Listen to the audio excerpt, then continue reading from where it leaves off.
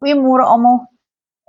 Dit is donderdagoggend, dit is vandag die 26ste Februarie, jaar 2026, 'n lieflike dag geskenk deur Abba Vader aan ieder en elkeen van ons. My naam is Sonja Gerber.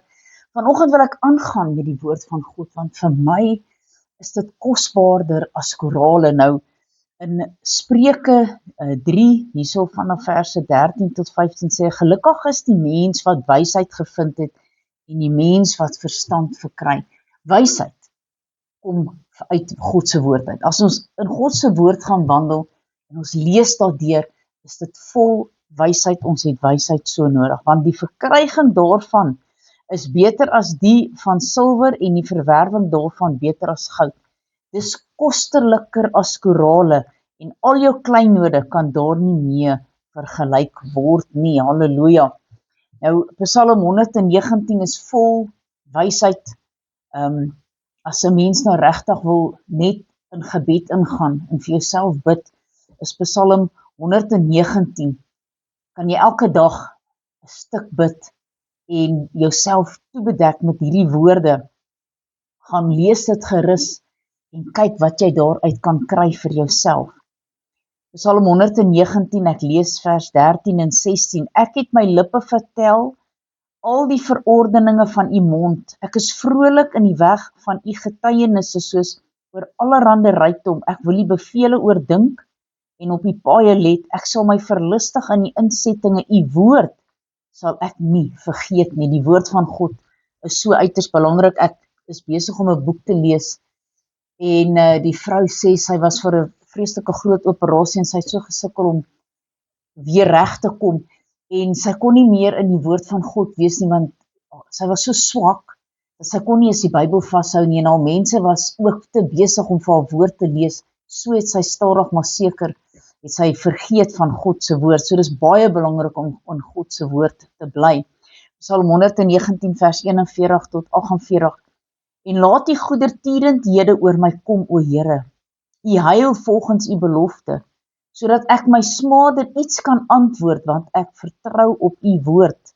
Ek onttrek die woord van waarheid nie geheel en al aan my mond nie, want op u verordeninge wag ek. Dan wil ek die wet altyd deur onderhou vir ewig en altyd en in die ruimte wandel, want ek soek u bevele. Ook wil ek voor konings van u getuienisse spreek en my nie skaam nie. Ek wil my verlustig in die gebooie wat ek lief het en my hande ophef na die gebooie wat ek lief het en u insettinge oordink. Halleluja.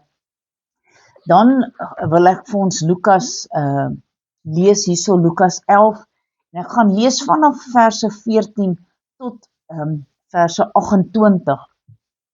Die godslastering van die fariseërs. En hy het 'n duiwel uitgedryf en die was stom. En toe die duiwel uitgaan, het die stom man gepraat. Die skare het hulle verwonder, maar sommige van hulle sê, deur Beelzebul, die owerste van die duiwels, dryf hy die duiwels uit. En ander het hom versoek en van hom 'n teken begeer van die hemel.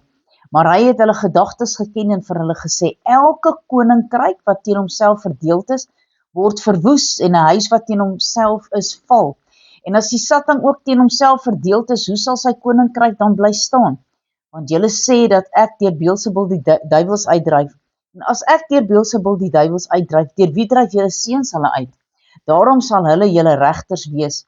Maar as ek deur die vinger van God die duiwels uitdryf, dan het die koninkryk van God waarlik by julle gekom.